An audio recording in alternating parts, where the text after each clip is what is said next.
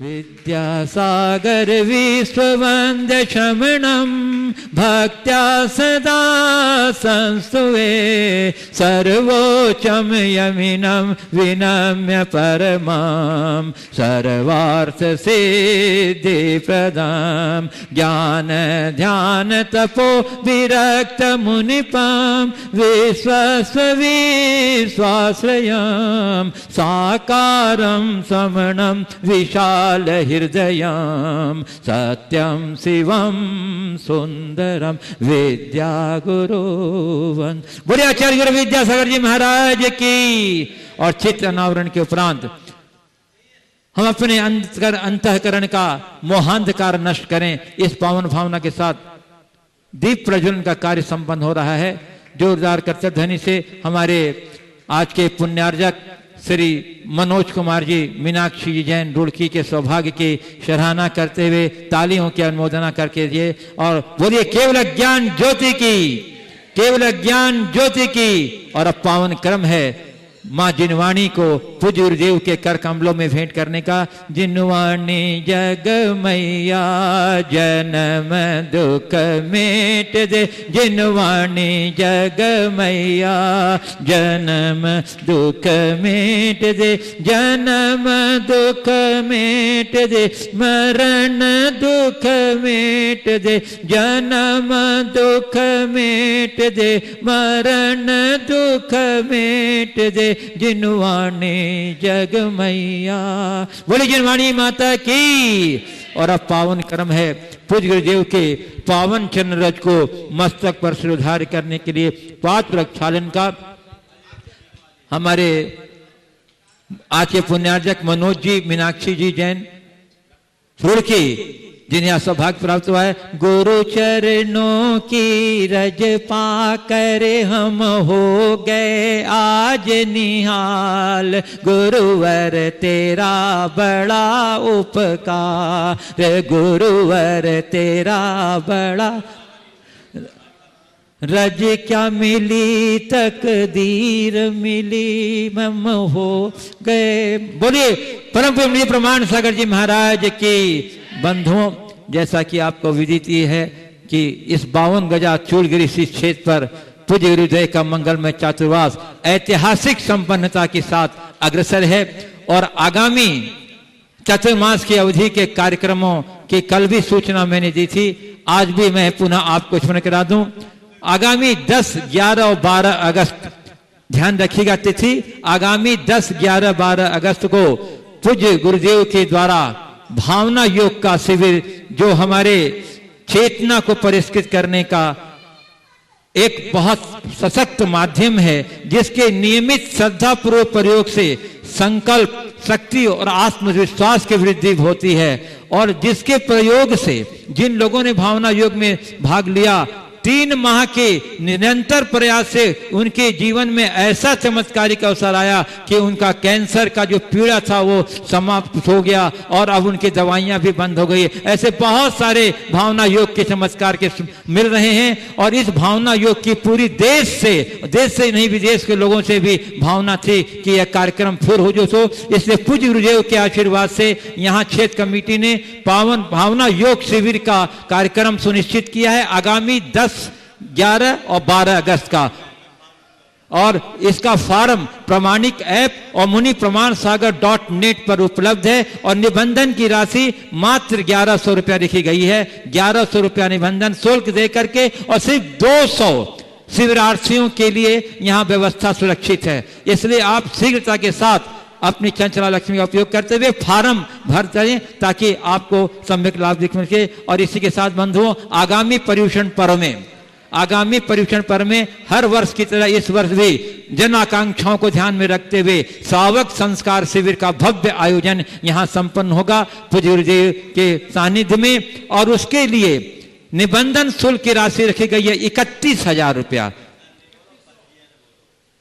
पंजीयन शुल्क 31,000 रुपया, 3100 रुपया, सिर्फ 3100, 3,100, 3100 रुपया रखी गई है। और इसका भी फॉर्म ऑनलाइन उपलब्ध है प्रामाणिक ऐप पर और मुनिप्रमाणसागर.net पर। और यहाँ जो यहाँ उपस्थित हैं ऑफिस से भी कर सकते हैं, कार्यालय से भी संपर्क कर सकते हैं। और इसके उपरांत आगामी कार्तिक माह के अष्टानिका पर्व में श्री चक्र महामंडल विधान संस्कृत का यहाँ आयोजन होगा। और उसके लिए जो 52 मंडलों से युक्त इस 52 क्षेत्र पर आचार्य श्री के 52वां पावन दीक्षा दिवस के पावन अवसर पर 52 मंडलों से युक्त श्री चक्र महामंडल विधान संस्कृत का होगा, जिसके लिए प्रति मंडल 1,51,000 रुपये की राशि निर्धारित की गई है। इसके लिए आप कार्यालय से संपर्क करें, यहाँ के पदाधिकारियों से संपर्क करें। और करीब 15-16 तो मंडलों की बुकिंग हो चुकी है, आप शीघ्रता कीजिए, 52 पूर्ण होने में देर नहीं लगेगा। बहुत सारे लोगों के निवेदन आ रहे हैं, इसलिए आप शीघ्रता से अपना उसमें भी स्वीकृति 3100 रुपया, ध्यान रखिएगा, 3100 रुपया दे करके, ये सॉरी शिविर में है तो ये श्री चक्र महामंडल विधान में 1,51,000 रुपये की राशि। चलिए पुनः मैं आपको स्मरण करा दूं, भावना योग के लिए 1100 रुपये की पंजीयन शुल्क दे करके आप रजिस्ट्रेशन करा लें। मात्र 200 शिविरार्थियों की व्यवस्था है। और आगामी पर्युषण पर्व में सावक संस्कार शिविर के लिए 3100 रुपये की पंजीयन शुल्क रखी गई है। फॉर्म उपलब्ध है ऑनलाइन प्रामाणिक ऐप पर और मुनिप्रमाणसागर.net पर। आप इसका उपयोग करते हुए आप अपना ये सारी व्यवस्थाओं में अपनी सौभाग्य सुनिश्चित कर लें। और चलिए इसी के साथ हम लोग सभी हाथ जोड़कर मस्तक झुकाकर पूज्य गुरुदेव के चरणों में नमोस्तु निवेदित करते हुए आज की मंगलमय देशना के लिए प्रार्थना करेंगे। बोलिएगा हमारे साथ, नमोस्तु गुरुदेव, नमोस्तु गुरुदेव, नमोस्तु गुरुदेव। बोलिए परम ब्रह्म श्री प्रमाण सागर जी मुनि महाराज की, परम श्री विराट सागर जी मुनि महाराज की। हे गुरुवर अपने मंगलमय पीयूष वाणी से हम लोग को संबोधित करके करें। बोलिए परम श्री मुनि प्रमाण सागर जी महाराज की। चेयर वाले साइड में बैठे। हाँ देखिए, सभा के बीच में मुड्डा वाले और चेयर वाले न बैठे, वो साइड में बैठा करें ताकि अन्य लोग को व्यवधान न हो। इस बात का हमेशा ध्यान रखा कीजिए। सभा के मध्य में चलिए सभी लोग अपने दोनों हाथ जोड़ लें और मेरे साथ महामंत्र के स्मरण के लिए अपना मनस तैयार करें।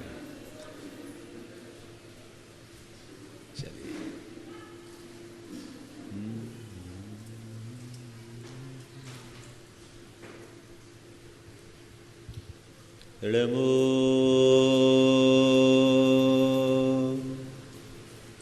अरिहन्ताणं, नमो अरिहन्ताणं, नमो सिद्धाणं,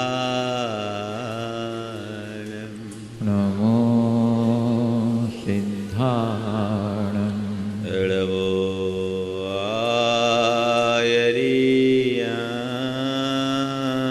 आयर्याणं, नमो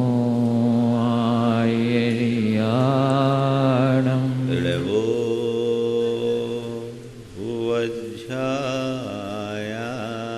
वज्रायाणं, नमो वज्रायाणं, नमो लोये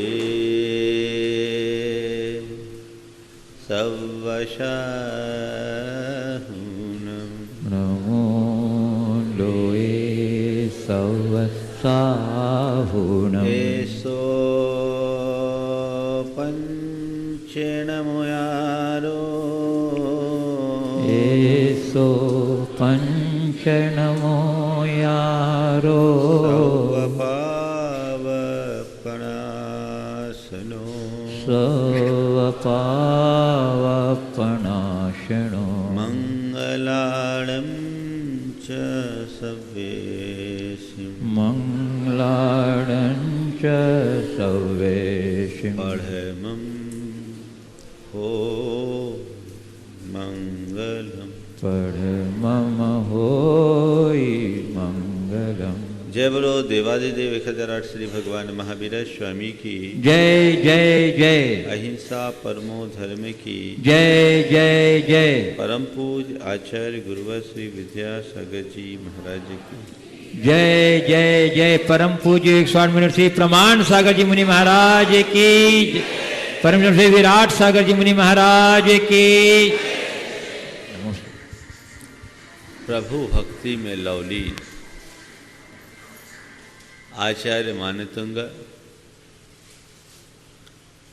भगवान ऋषभदेव की भक्ति में अवगाहित होते हुए उन्हें अलग अलग दृष्टि से देख रहे हैं। उन्हें लगता है कि प्रभु लोकोत्तर है, इस धरा पर, इस ब्रह्मांड में, इस सृष्टि में उनके समतुल्य कोई नहीं। ऐसी एक भी उपमा नहीं है जो उनको दी जा सके और ऐसा एक भी तत्व नहीं है जिससे उनकी तुलना की जा सके। वे अनुपम है, अतुलनीय है, उनका किसी से कोई मेल नहीं है। फिर भी भक्ति होती है और भक्ति जब हृदय में प्रवाहित होती है तो भक्त का मन मानता नहीं। जब भी हम किसी प्रिय या आकर्षक व्यक्ति और वस्तु के प्रति जुड़ते हैं तो हमारा मन तुलना करने के लिए उठ उठता है। आखिर ये क्या है, ये क्या है, ये क्या है। जान रहे हैं कि इनके समकक्ष कोई नहीं, कोई इसकी सानी नहीं, फिर भी आचार्य मानतुंग विभिन्न प्रतीकों को, विभिन्न तत्वों को भगवान के समक्ष रख करके देखते हैं कि देखे तो सही क्या इनमें कोई अंतर है या नहीं, और अंततः पाते हैं नहीं, प्रभु तो इससे भी श्रेष्ठ है। वे कभी दीपक को सामने रखते हैं, कभी चंद्रमा सूर्य को सामने रखते हैं, कभी चंद्रमा को सामने रखते हैं, और प्रभु के अंदर एक अलग दीप, एक अलग सूर्य और अलग चंद्र का दर्शन कर लेते हैं। भगवान आपके समकक्ष कोई नहीं, और आज मैं आपकी भक्ति में एक तान हो रहा हूं तो मुझे लग रहा है कि वाकई में आप तो केवल आप हो, आपसे किसी की तुलना नहीं की जा सकती। इसी भाव भूमिका के साथ आचार्य मानतुंग की दृष्टि एक दीपक पर पड़ी। दीपक का काम प्रकाश फैलाना है, तो उन्होंने उस दीपक को सामने रखकर भगवान ऋषभदेव की तरफ दृष्टि दौड़ाई। तो उन्हें लगा कि आपके भीतर दीप तो है, लेकिन इस दीप से बिल्कुल अलग। लोक में जो दीप होता है वो मिट्टी का दिया होता है, उसमें रोशनी तब होती है जब वो तेल से लबालब भरा होता है, तेल से भींगी बाती होती है और उसमें लौ लगाई जाती है। पर जब कभी भी दीपक में रोशनी होती है तो दीपक शुद्ध प्रकाश नहीं दे पाता। उस दीपक के प्रकाश के साथ साथ धुआं भी निकलता है, कालिमा भी निकलती है, उसका कालुष्य भी प्रकट होता है।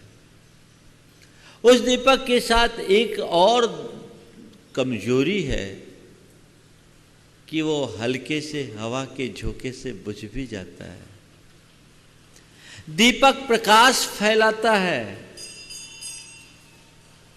तो अति सीमित क्षेत्र में फैलाता है। प्रभु ये एक दीपक है और मेरी दृष्टि जब आपके तरफ जाती है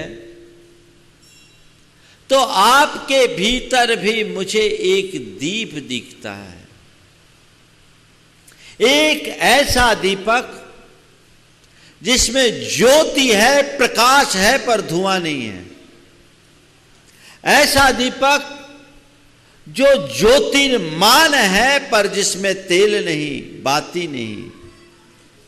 ऐसा दीपक जो एक बार जल उठे तो कभी बुझने का नाम न ले। और ऐसा दीपक जो पूरे लोक को एक साथ प्रकाशित करता है। प्रभु, आपके अंदर मुझे एक अपर दीप का दर्शन हो रहा है। वह अलौकिक दीप, उस दीप का दर्शन हो रहा है। मेरी दृष्टि एक जड़ दीप पर जा रही है, एक परम चैतन्य दीप पर जा रही है, और उसी के साथ साथ मुझे मेरे भीतर का दीप भी नजर आ रहा है। इसी भाव के साथ आचार्य मानतुंग क्या कहते हैं, हम पहले छंद लें। निर्धूम वर्तिरप वर्जित तैलपूरः पवर्जित तैलपूरः कृत्स्नं जगत्त्रयमिदं प्रकटीकरोषि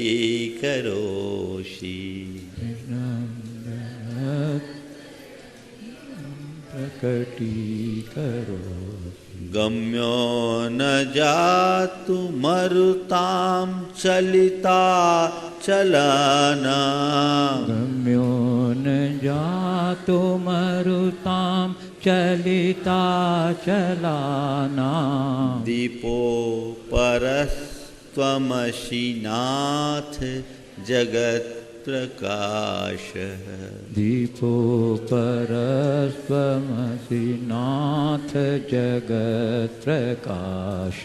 हे नाथ, तम अपर दीपः असि। हे नाथ, आप अपर दीप हैं। अपर जिससे ऊपर कोई नहीं, श्रेष्ठ उत्कृष्ट दीप है, परम दीप है, जगत प्रकाश, सारे जगत को प्रकाशित करने वाले हैं। कैसा दीप आपके भीतर मुझे दिख रहा है? निर्धूम, जिसमें धुआं नहीं है, वर्ती, निर्वर्ती, जिसमें वत्ती नहीं है, रपवर्जित, अपवर्जित तैल पूरा, जो लबालब तेल से भरा नहीं, जिसमें तेल का पूर नहीं, यानी तेल नहीं। और कृत्स्नम जगत्त्रयमिदं प्रकटीकरोषि, इदम जगत्त्रयम कृत्स्नम प्रकटीकरोषि। इस तीन लोक को कृत्स्नम यानी पूरी तरह एक साथ प्रकटीकरण करता है, यानी प्रकाशित करता है। पूरे के पूरे तीन लोक में एक साथ प्रकाश फैलाने वाला है।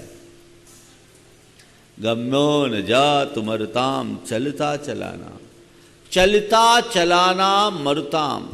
मरुत बोलते हैं वायु को, ऐसी वायु जो बड़े बड़े पर्वतों को, अचलों को भी चलायमान कर दे। ऐसे मरुत यानी आंधी तूफान के द्वारा भी गम नहीं है, यानी जिसे दुनिया की कोई आंधी कभी बुझा नहीं सकती।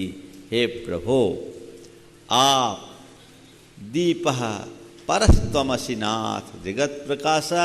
हे नाथ, हे जगत प्रकाशी, आप अपर दीप हो। बंधुओं, एक जल दीप की जब हम चर्चा करते हैं तो जल दीप की सारी कमजोरियां अभी थोड़ी देर पहले मैंने आपको बताई। प्रभु शाश्वत दीप है, और जो दीपक प्रभु के भीतर है वही दीप हमारे भीतर भी है। ये चैतन्य दीप है, पर अभी दीप तो जल रहा है, हमारा दीप भी जल रहा है, बुझा हुआ नहीं है। हमारे अंदर की संचेतना इस बात को बता रही है कि मेरे भीतर का दीप अभी प्रज्वलित है, लेकिन इस दीपक में अभी धुआं है। इस दीपक में अभी धुआं है। थोड़ी देर में पता लग जाएगा वो धुआं कहां उड़ रहा है। इस दीपक में जो रोशनी है उसके लिए बाती का भी आलम्बन जरूरी है, और इस दीपक के साथ तेल भी जुड़ा हुआ है, और ये दीपक पल पल प्रभावित होता है। इसका प्रकाश कभी तेज कभी मंद होता रहता है। प्रभु, आज आपके दीप को देखकर मुझे मेरे भीतर के दीप की बात दिख रही है। देखिए, भगवान के अंदर का जो दीप है उसमें किसी भी प्रकार की कालिमा नहीं, कालुष्य नहीं, धुआं नहीं, केवल प्रकाश। धुआं का मतलब जिसमें कालुष्य हो, जिसमें व्याकुलता हो, जिसमें धुंधलापन हो, जिसमें गर्मी हो। भगवान के इस ज्ञान दीप में कुछ भी नहीं, क्योंकि वो कर्म से रहित हैं। कालुष्य है ज्ञानावरण कर्म। थोड़ा इसे ढंग से समझिए। कालुष्य कालिमा का नाम है, और हमारे साथ जुड़ा हुआ जो ज्ञानावरण कर्म है हमारे ज्ञान को प्रकट नहीं होने देता, वो अंधेरा ले आता है। प्रभु ने ज्ञानावरण कर्म को खत्म कर दिया तो उनके अंदर किसी तरह का कालुष्य नहीं। दर्शनावरण कर्म दूसरा है जो हमारे लिए चीजों को देखने नहीं देता। ये धुंधलापन है जो धुएं का धुंधलका होता है। आपके अंदर वो धुंधलका भी नहीं है, क्योंकि आपने दर्शनावरण कर्म का विनाश कर दिया। मोहनी कर्म है जो हमें आकुलता व्याकुलता देता है। जिस पल मनुष्य का मन मोह से अभिभूत होता है वो सहज शांत नहीं रह पाता, निर्बाध नहीं रह पाता, व्याबाधत्व का अनुभव नहीं कर पाता। चित्त में आकुलता व्याकुलता होते रहती है, और ये आकुलता व्याकुलता आपकी विनष्ट हो गई, क्योंकि आपने धुएं को घातिया कर्म रूपी धुएं का अंत कर दिया। और चौथा कर्म है अंतराय कर्म, जो हमारे अंदर की शक्ति को, हमारे अंदर के उत्साह को, हमारे अंदर के उमंग और उल्लास को खंडित करता है।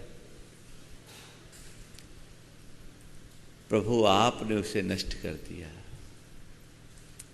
आप परम दीप बन गए। दीपो परस्त्वमसि नाथ जगत प्रकाश। चारों घातिया कर्म का क्षय कर देने के कारण आप परम दीप हो गए। पर मैं अपने अंदर देखता हूं तो ये चारों कर्म मेरे साथ है। मेरे अंदर का ज्ञान प्रकट तो हो रहा है, लेकिन पूर्ण प्रभा के साथ नहीं। मेरे ज्ञान के ओठ में भी अज्ञानता का धुआं है। जानता थोड़ा हूं, अज्ञानता ज्यादा है। यह मेरे ज्ञान की दुर्बलता को बताता है। मेरी आत्मा की शक्तियां सीमित है, उत्तरोत्तर शक्ति क्षीण होता जा रहा हूं। प्रभु, आज आपकी शरण में आया तो मैं देख रहा हूं मेरे अंदर कर्म का कालुष्य है। मैं देख रहा हूं मेरे अंदर मोह का धुआं है। मैं देख रहा हूं मेरे इस दीपक में राग का तेल जमा हुआ है, और जिससे कर्म क्षोभसम की ये बाती जल रही है, और मेरा ज्ञान बहुत सीमित हो चुका है। आपकी शरण में आने के बाद मुझे मेरे होने का एहसास और आभास हुआ है। और एक बात जरूर हमने देखा, जब कहीं दीप जलाया जाता है, एक दीप जलानी पड़ती है अनेक दीपों को जलाने के लिए। एक दीप को जब हम जलाते हैं तो उस दीप से अनेक दीप जल जाते हैं, और जब सब दीप जल जाते हैं तो पता ही नहीं लगता किस दीप ने किस दीपक को जलाया। प्रभु मुझे इस रहस्य का बोध है और मैं आपकी शरण में केवल इसलिए आया हूँ कि आपकी लौ से मेरे हिये की दिए की लौ लग जाए, ताकि मैं भी आपकी तरह प्रज्वलित हो उठूं, मेरी आत्म संचेतना जागृत हो, मैं आत्मबोध से लवरेज हो सकूं और अपनी आंतरिक शक्तियों को उद्घाटित करके आपके समकक्ष हो सकूं। प्रभु मेरा दीप अभी ये जागतिक दीप बना हुआ है, पारमार्थिक दीप बन जाए, मेरे अंदर की विकृतियां दूर हो जाए, मेरे अंदर की बुराइयां दूर हो जाए, मेरे कर्म का कालुष्य नष्ट हो जाए, तो आपकी ये वंदना सार्थक हो जाए। हम इस आध्यात्मिक प्रेरणा को अगर लेकर चले तो हमारा जीवन धन्य हो जाए। बंधुओं, हमें अपने भीतर वैसे ही दीप की आवश्यकता है। सच्चाई ये है कि प्रभु के अंदर जो दीपक है वही दीपक हमारे भीतर भी है, पर हमें उसकी पहचान नहीं। बहुत पुरानी पंक्तियां हैं जो आज के संदर्भ में मैं सुना रहा हूँ। प्रकाश पर अंधेरे की परतें जमी थी, भीतर रोशनी की बहुत कमी थी। प्रकाश पर अंधेरे की परतें जमी थी, भीतर रोशनी की बहुत कमी थी। दिमाग ने हर संभव की कोशिश किया, दिमाग ने हर संभव कोशिश किया, सुबह से शाम तक तलाशता रहा दिया, जहाँ भी जैसी भी मिली रोशनी अक्ल भीतर ले आई, लेकिन बात कुछ समझ नहीं आई, अंधेरा बढ़ता ही गया। एक दिन एक कांतिमान दिया मुस्काया, मन को सम्मोहित करता नजर आया। एक दिन एक कांतिमान दिया मुस्काया, मन को सम्मोहित करता नजर आया।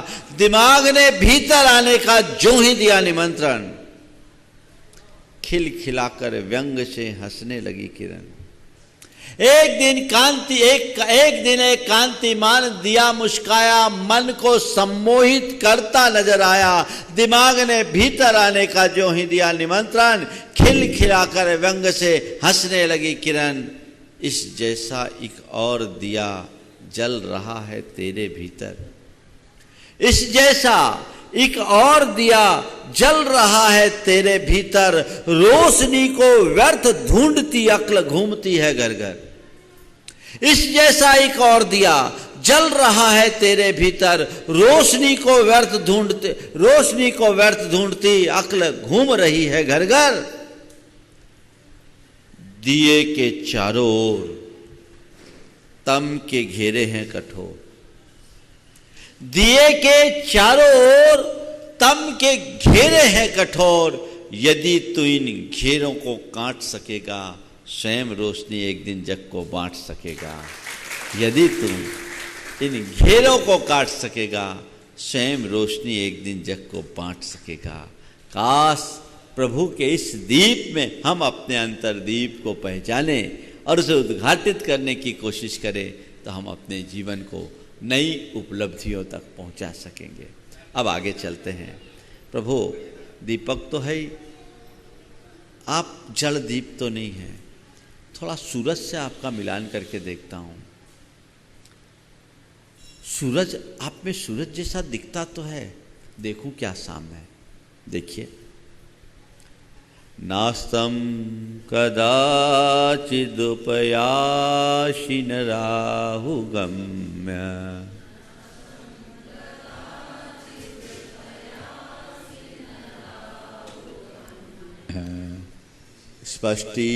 स्पष्टीकरोषि सहसा युगपज्जगन्ति, स्पष्टीकरोषि सहसा युगपज्जगन्ति। नाभोधरोदर निरुद्ध महाप्रभावः, नाभोधरोदर निरुद्ध महाप्रभावः। सूर्यातिशायी महिमासि मुनीन्द्र लोके, सूर्यातिशायी महिमासि मुनीन्द्र लोके। प्रभु आपके सामने मैं जब सूरज को खड़ा करके देखता हूँ तो मुझे सूरज के दर्शन तो होते हैं, पर इस जागतिक सूरज से भिन्न। इस जागतिक सूरज में अनेक गुण हैं, पर उसकी कई ऐसी कमियां हैं जिसके कारण वो आपके सामने कहीं नहीं टिक पाता। जगत में सूर्य उगता है तो कभी अस्त होता है, उदित होता अस्त होता है, कुछ घंटे तक अपना प्रकाश फैलाता है और डूब जाता है। दूसरी बात, कभी कभी वो ग्रहण से भी ग्रसित हो जाता है, राहु उसे ग्रस लेता है। तीसरी बात, वो एक सीमित क्षेत्र तक ही प्रकाश करता है, कोई भी सूर्य पूरे दुनिया को एक साथ प्रकाशित नहीं कर पाता। भूतल और भूतल में भी एक निश्चित हिस्से में, यहाँ दिन है तो अभी अमेरिका में रात है। चौथी बात, कभी कभी बादलों के ओट में छिप जाता, अभी सूरज के दर्शन नहीं हो रहे 3 दिन से।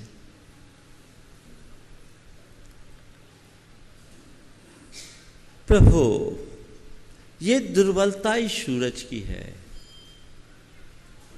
लेकिन आपके भीतर झांक कर देखते हैं तो ऐसा लगता है कि आपका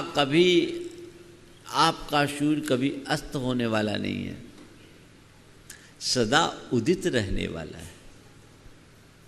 आपको कोई ग्रहण नहीं ग्रस सकता। आपका सूर्य सारे जगत को एक साथ प्रकाशित करता है, तीनों लोकों को प्रकाशित करता है, और किसी भी प्रकार के बादल की ओट में वो नहीं आ सकता। हे प्रभु, इसलिए ऐसा लगता है कि आपका यह सूर्य, आप में जो सूर्य है वो इस सूर्य से भी महिमाशाली है। सूर्यातिशायी महिमासी मुनिंद्र लोके। आप सूर्य नहीं, अतिशायी सूर्य हो। छंद का अर्थ देखें, फिर आज आपको 3 सूर्य से मिलाएंगे। नास्तम कदाचित उपयासी। हे प्रभु, आपका ज्ञान सूर्य कभी अस्त नहीं होता। न राहु गम्य, ऐसा कहते हैं कि राहु की छाया पड़ने से सूर्य पर ग्रहण आता है, सूरज काला हो जाता है, दिन में रात्रि जैसा अंधेरा हो जाता है। आपको कोई राहु गश नहीं सकता। फिर कृष्णम जगत त्रयमिदं प्रकटीकरोसि, स्पष्टीकरोसि सहसा युगपत जगंती। सहसा एक साथ, एक झटके में, युगपत एक साथ जगंती, तीनों लोकों को प्रकटीकरोसि प्रकाशित करता है। स्पष्टीकरोसि, एक साथ तीनों लोकों में अपना प्रकाश फैला देने वाला है। गम्योन नाम्भो धरोधर निरुद्ध महाप्रभाव। वो बादलों की ओट में कभी आने वाला नहीं है। आपके भीतर का सूर्य महान प्रभाव रखता है। हे प्रभु, हे मुनीन्द्र, लोक में आप तो, आपकी महिमा सूर्य से भी अतिशायी है। अर्थ समझ में आ गया? हे प्रभु, आपकी महिमा लोक में सूर्य से भी अतिशायी है, क्योंकि आप कभी अस्त नहीं होंगे। आप कभी राहु जैसे ग्रह से ग्रसित नहीं होंगे, आप पर ग्रहण नहीं लग सकता। आप 3 लोक को एक साथ प्रकाशित करते हो। आपको कोई बादल की ओट नहीं मिलती, और आप महान प्रभाव वाले हो, इसलिए आप सूर्य से भी अतिशायी हो। देखिए, जगत के सूर्य से तो हम सब वाकिफ हैं, लेकिन अगर तुलना करें तो ये सब हमारे आत्म सूर्य के साथ भी जुड़ता है। अगर हम देखते हैं तो हमारा आत्मा ध्रुव तत्व है। उदित होना यानी जन्म, और अस्त होना यानी मरण। आत्मा का ना जन्म होता है न मरण, पर हमारी पर्यायें उत्पन्न होती और नष्ट होते रहती। यद्यपि मैं शाश्वत हूं, मेरा ज्ञान शाश्वत है, लेकिन कर्म के बंधन से बंधा होने के कारण अभी मैं जन्म और मरण के चक्र में फंसा हूं, जन्म और मरण के चक्र में फंसा हूं। कभी जन्म हो रहा है, कभी मरण। मेरा ज्ञान भी कभी बढ़ता है, कभी घटता है। तो मैं उदित और अस्त होने वाला हूं, किसके कारण? कर्म के कारण। न राहु गम्य, प्रभु आप तो, ये राहु क्या है? राहु 9 ग्रहों में एक ग्रह माना जाता है। कहते हैं राहु की छाया जब सूर्य पर पड़ती है तो सूर्य ग्रहण लग जाता, काला हो जाता, राहु का रंग काला मानते हैं। ये राहु कौन है? कर्म रूपी राहु, जो हमारे आत्म सूर्य के ज्ञान प्रकाश को पूरी तरह प्रकट नहीं होने देता। ये कर्म का राहु है। हम आप सबका ज्ञान कर्म राहु से प्रभावित है। कभी पूर्ण ग्रहण तो नहीं लगा, लेकिन खंडग्रास तो है। लब्ध्यक्षर का अनंतवा भाग ज्ञान निगोदिया जीव के पास रहता है, लेकिन राहु है ये कर्म का। कर्म की जितनी प्रगाढ़ छाया होगी, हमारा ज्ञान उतना कुंद होता है, और कर्मावरण जितने विरल होते हैं, हमारा ज्ञान उतना प्रखर बनता है। तो हमारा ज्ञान कर्म रूपी राहु से प्रभावित है।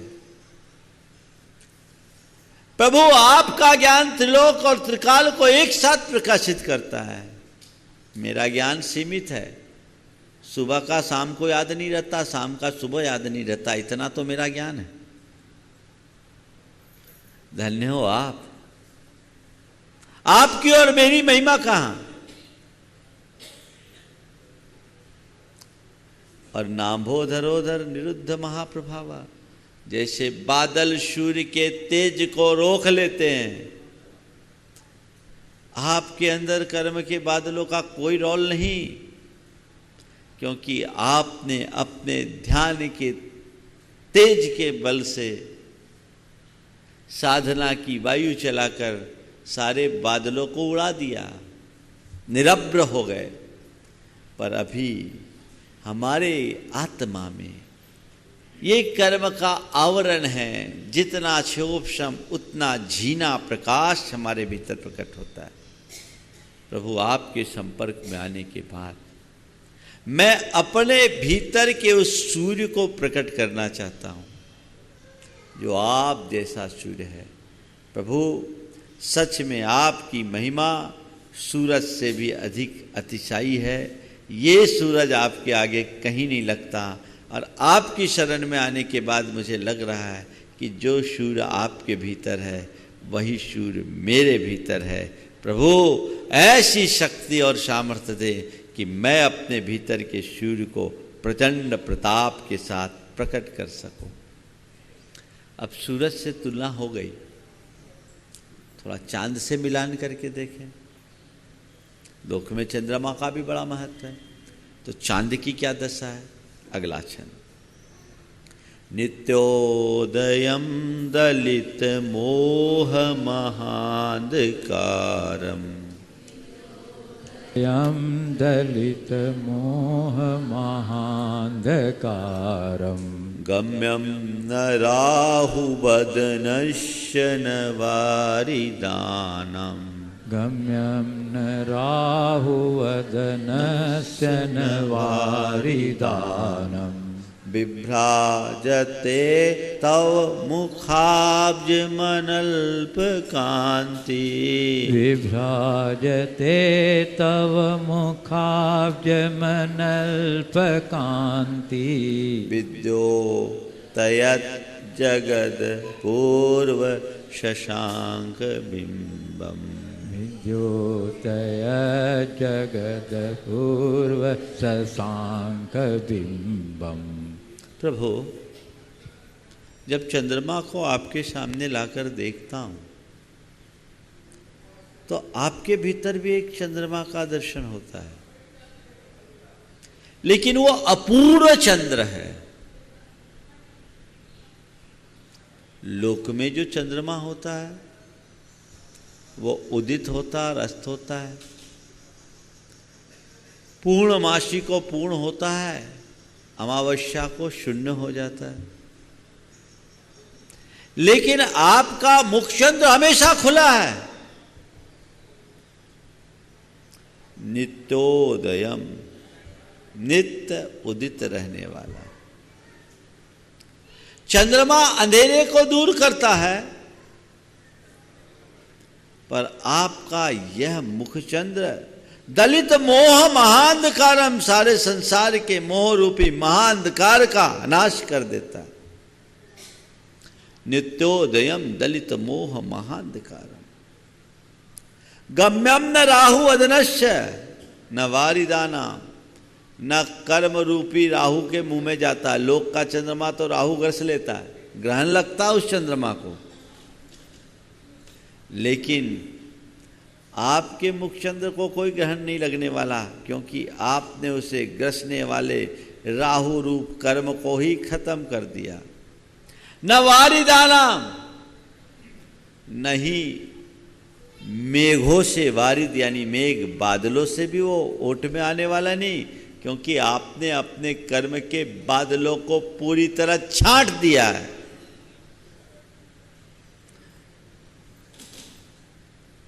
बिभ्राजते तौ मुखाब्ज मनल्प कांति, तौ मुखाब्ज आपके मुख कमल की अनल्प कांति, चंद्रमा की कांति है पर अल्प कांति है।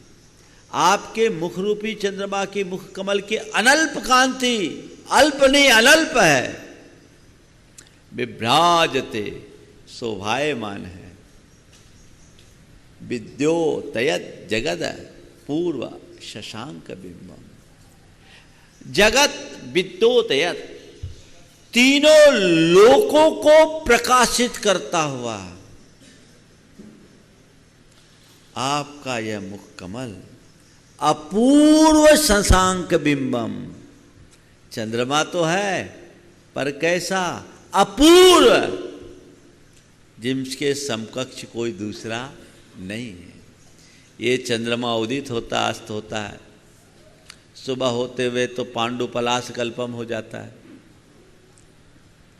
पलाश के पीले पत्ते की तरह तेजहीन हो जाता है, और पूर्णिमा से अमावस्या तक घट जाता है।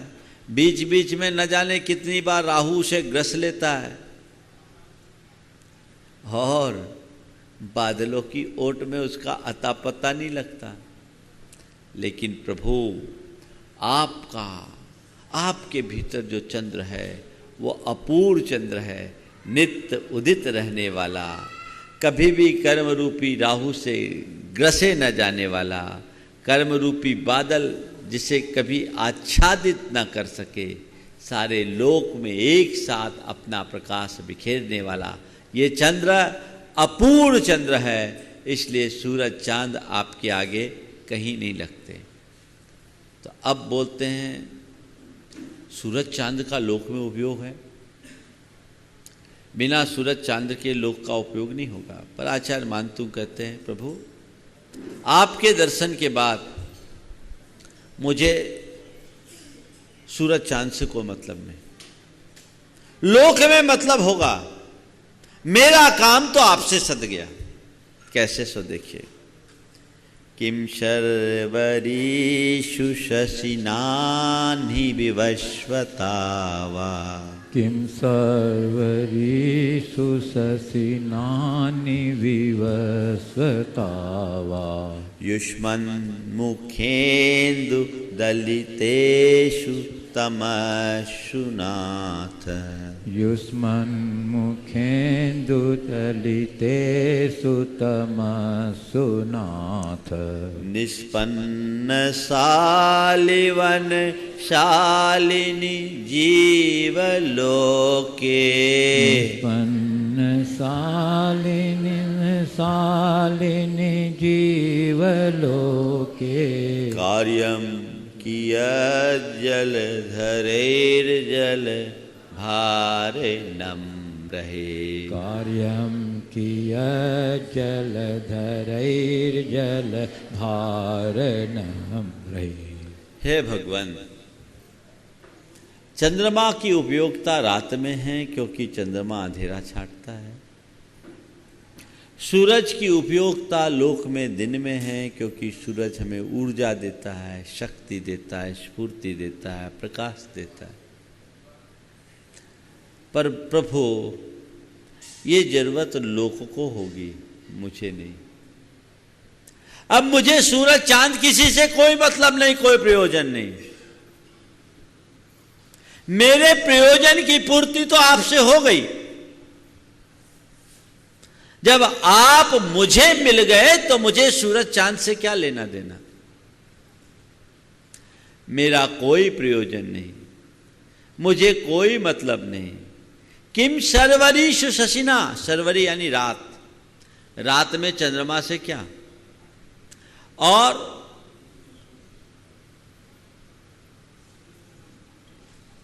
अन्नी विवस्वता वा, अन्नी अन्नी बोलते दिन को, अहन से अन्नी बोलते हैं। अन्नी यानी दिन में, विवस्वत यानी सूर्य से क्या। रात में चंद्रमा से क्या प्रयोजन और दिन में सूरज से क्या मतलब। क्यों? युष्मन मुखेंदु दलिते सुतमस्सुनाथ। जब आपके मुख चंद्र के प्रताप से अंधेरा छट गया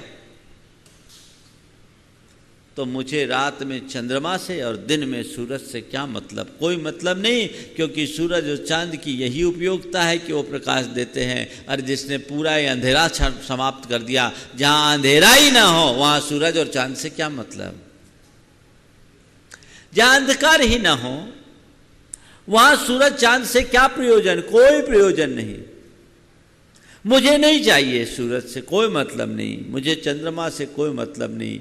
मेरे सूरज चांद तो केवल आप हो, मुझे औरों से कोई प्रयोजन नहीं।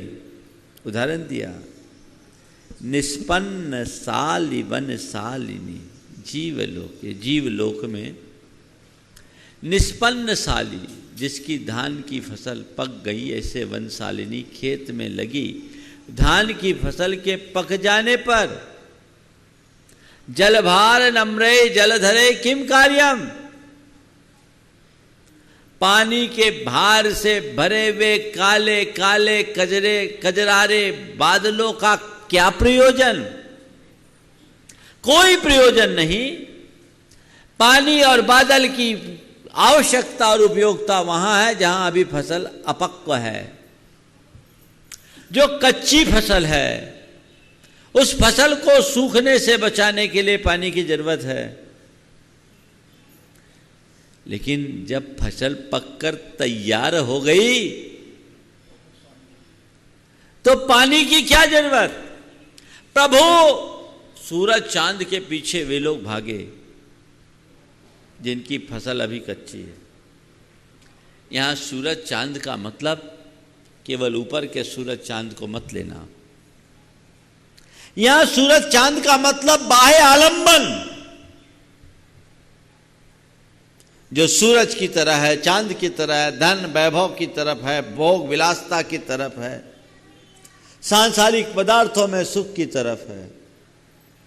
बाह्य आलंबन के पीछे वे भागे जिनकी ज्ञान की फसल अभी पकी नहीं है। मेरी ज्ञान की फसल पक गई है। मैं अब परिपक्व हो चुका हूं। मेरा सारा प्रयोजन आपकी शरण से पूरा हो रहा है। मुझे सूरज चांद से कोई मतलब नहीं। युष्मन मुखेंदु तलितेषु तमस्सुनाथ। आपकी शरण में आते ही मेरा मोहांधकार छूट गया है, नष्ट हो गया है। अब मुझे कोई प्रयोजन नहीं। अब मुझे केवल आपका आलंबन चाहिए। आप लोग भजन में बोलते, मिल गया है प्रभु अब तेरा सहारा, अब किसी का सहारा नहीं चाहिए। अब मुझे किसी की जरूरत नहीं है। ऐसे कहावत है, का वर्षा जब कृषि सुखाने, ये कहावत है। और जब फसल सूख गई अब पानी बरसने से क्या मतलब। आचार्य मानतु कहते हैं लोक की कहावत है, ये लोक की कहावत है। यहां तो कह रहे का वर्षा जब कृषि पकाने, क्या का वर्षा जब कृषि पकाने, हमारी फसल पक चुकी है, अब हमें किसी बाहरी बरसात की जरूरत नहीं, मैं तरोताज हो चुका हूं प्रभु, आपके अलावा अब मुझे किसी से कोई प्रयोजन नहीं, मुझे कोई मतलब नहीं, कोई लेना देना नहीं, आप मेरे हो, मैं आपका हो गया हूं और किसी की जरूरत नहीं। मीरा कहती है ना, मेरो तो गिरधर गोपाल दूसरो न कोई, बस मुझे और कोई से मतलब नहीं। रहे सूरज का उपयोग, चांद का उपयोग, रोशनी फैलाता होगा सूरज चांद, पर प्रभु मैं उनके पीछे तभी तक पागल था जब तक आपको नहीं पहचाना। आपको देख लिया तो लगता है जब मेरे सामने अपूर्व चंद्र है और अतिशायी सूर्य है तो इस सूरज के पीछे मैं क्यों भागूं, इस चांद का मैं दीवाना क्यों बनूं। मेरे तो बस आप है, मेरो तो गिरधर गोपाल दूसरो न कोई। एक बहुत सुंदर प्रतीक दिया, हम इन बातों को समझे और इस आध्यात्मिकता का स्पर्श करने का प्रयास करें तो हम अपने जीवन को एक नई ऊंचाई देने में समर्थ होंगे। कहते हैं मीरा एक बार ब्रज गई और ब्रज में एक जीवा स्वामी नाम के एक बड़े संत थे। वे किसी महिला से मिलते नहीं थे, किसी स्त्री से नहीं मिलते थे। मीराबाई को उनसे मिलने की इच्छा हुई। जब मीराबाई वहां उनसे मिलने का प्रस्ताव भेजी और उन्हें इनकार किया तो मीराबाई ने गजब की टिप्पणी की। मीरा ने कहा कि मैं तो ये सोचकर ब्रज आई थी कि यहां केवल गोपियां हैं, मैं तो ये सोचकर ब्रज आई थी कि यहां तो केवल गोपियों का वास है। आज मालूम पड़ा कि गोपियों के अतिरिक्त भी कोई है। तब जीवा स्वामी को बात समझ में आई और उन्हें अपनी भूल का एहसास हुआ और वे खुद आगे आकर के मीरा से मिलने गए कि तुम तो मुझसे भी 2 कदम आगे हैं। बंधुओं, भक्ति समर्पण की पराकाष्ठा है और ये तभी संभव होता है जब हम अपने आराध्य को अपने हृदय में स्थापित कर लेते हैं, विराजित कर लेते हैं। आचार्य मानतुंग ने वो किया और उनके जीवन में वह सब बातें सहज घटित हुई। इसलिए कहते हैं निष्पन्न साली वन सालिनी जीव लोके कार्यम कियत जलधरे जलभार नम्रे। अब फसल पक जाने के बाद पानी के भार से नम्रीभूत बादलों की कोई आवश्यकता नहीं। प्रभो मेरी फसल पक गई, अब मुझे बाह्य आलंबनों की कोई आवश्यकता नहीं है। जिस दिन ये स्वर तुम्हारे भीतर फूटने लगेंगे समझना तुम्हारा जीवन पूरी तरह परिपक्व हो चुका। तुम अपने जीवन के मकसद को पा गए, लेकिन अभी तो प्रभु को देखने के बाद भी इधर उधर देखने का जी होता है। अरे महाराज ये छोड़ो, प्रभु को देखते देखते भी इधर उधर देख लेते है मन कितना दुर्बल। भगवान के दर्शन करते करते भी मन डोल जाता है। अच्छे खासे उम्रदराज लोगों का भी हाल खराब है। एक बार एक सज्जन ने बड़ी आत्मग्लानि के साथ मेरे सामने आकर प्रायश्चित की याचना की। बोले महाराज आपसे कहने में बड़ी लज्जा आ रही है, 80 वर्ष की उम्र हो गई, 80 वर्ष की उम्र हो गई, तो भी जब कभी भगवान के दर्शन करते करते भी किसी युवती पर नजर चले जाए तो मेरा मन डोल जाता है। हंसने की बात नहीं है, उस आदमी की साहस की सराहना करना। कम से कम अपनी भूल और अपनी गलती को स्वीकार तो रहा, उसका पश्चाताप है। ये दुर्बलता है मन की। मन पर जब दुर्बलताएं हावी होती है तो तन भले सख्त न हो, तन असक्त हो, तो भी मन पागल होता है। अच्छे अच्छे लोगों के साथ तो हमें चाहिए हम प्रभु से कुछ इस तरह का नेह लगाए कि बाकी बातों की तरफ हमारा ध्यान ही न जाने पाए और हम अपने जीवन को आगे बढ़ा सके। आज इतना ही रखेंगे। मंगल भावना हम शुरू करें। उससे पूर्व जैसा कि अभी आपको बताया गया, आने वाले 10, 11 और 12 ये 3 तारीखों में भावना योग का शिविर यहाँ पर आयोजित है। भावना योग से बहुत सारे लोग परिचित हैं। जो लोग सोमवार को प्रवचन और शंका समाधान के कार्यक्रम में देखते हैं वो इससे वाकिफ़ है। भावना योग एक ऐसा अभिनव प्रयोग है जो हमारे तन के स्वास्थ्य, मन की मस्ती और चेतना की शुद्धि का आधार है।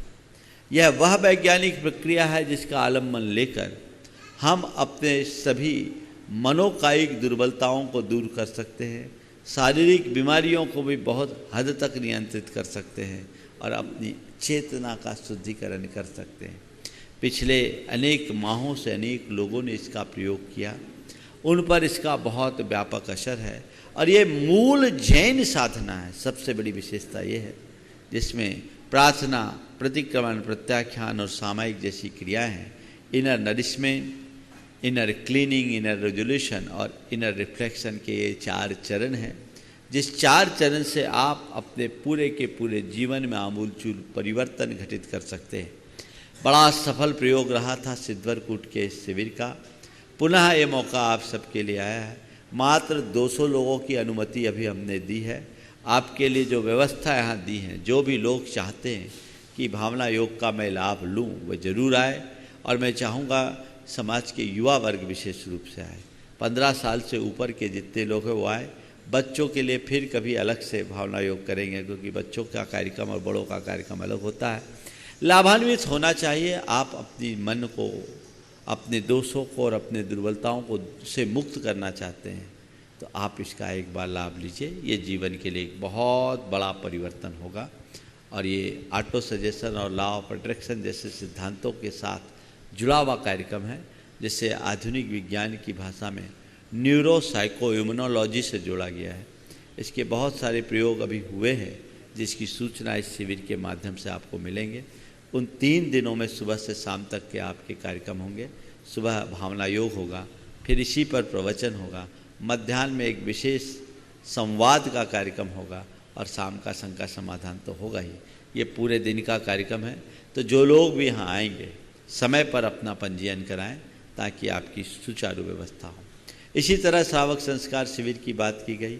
श्रावक संस्कार शिविर प्रतिवर्ष लगता है, इस वर्ष भी लगेगा, पर इस वर्ष मेरा आप सबसे कहना है ज़्यादा उम्र के लोग ना आए, जिनका शरीर चलता ना हो वो ना आए, अशक्त लोग ना आए, स्वस्थ लोग आए ताकि आप लाभ ले सके।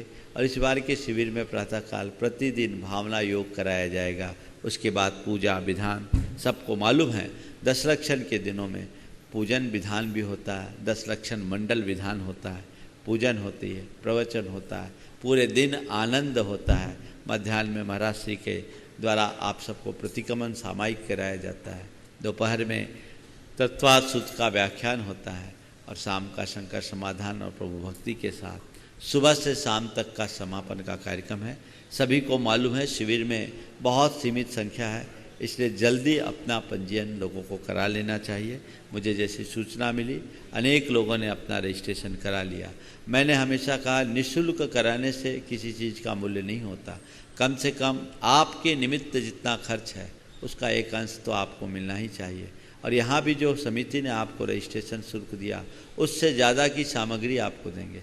इस बार सभी को हथकरघे की धोती दुपट्टे मिलने वाले हैं, वो अपने आप में बहुत कॉस्टली है। तो ये सब है, इसलिए अगर आपसे राशि ली जा रही है तो उससे ज़्यादा का आपको दिया जाएगा। प्रमाणिक क्यों बोलूँ? हाँ, जैसा अभी बता रहे प्रमाणिक ऐप पर और वेबसाइट पर यह आपको सामग्री उपलब्ध, अभी आपको जानकारी दे दी जाएगी। आप पंजीयन यथाशीघ्र कराए, नहीं तो जो नंबर चल रहे हैं उनसे संपर्क करके आप बात कर सकते हैं।